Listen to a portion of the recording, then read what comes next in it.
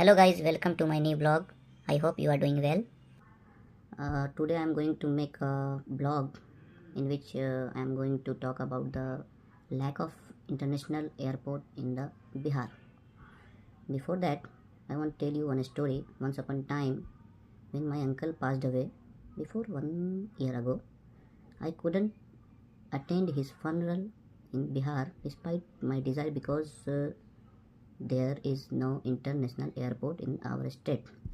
It is very sad situation when your parents die and you are not able to see their face on time. It's very sad for all Bihari peoples.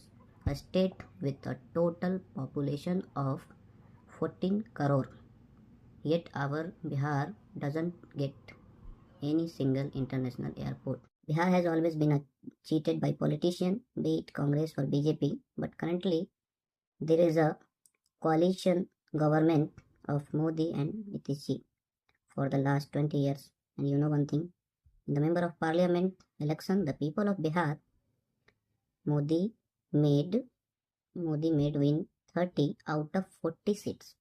Yet Bihar didn't get any international airport. So I humble request to Mr. Modi ji, our Prime Minister, to please solve our problem. And I would like also to tell Rahul Gandhi ji, you are the leader of the opposition, so you should raise our voice for the Bihari people.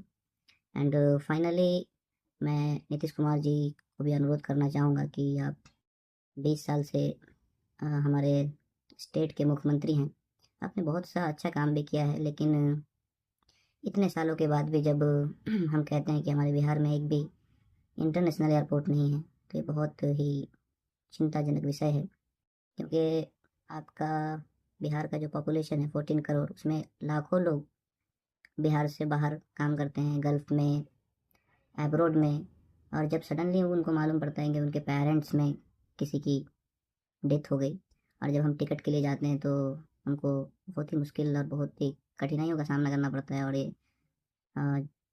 कभी via Delhi का लो, कभी मुंबई का लो, वहाँ पे 4 घंटे waiting है, कहीं पे 10 घंटे वेटिंग, कहीं पे 8 घंटे वेटिंग है। एक तो हम एक्स्ट्रा पैसा पे करना पड़ता है बहुत सारा, फिर हमें बहुत सारी लंबी वेटिंग भी करनी पड़ती है, और सही टाइम पे आप अपने माँ बाप के अंतिम संस्कार में पहुँच भी नहीं पाते हैं।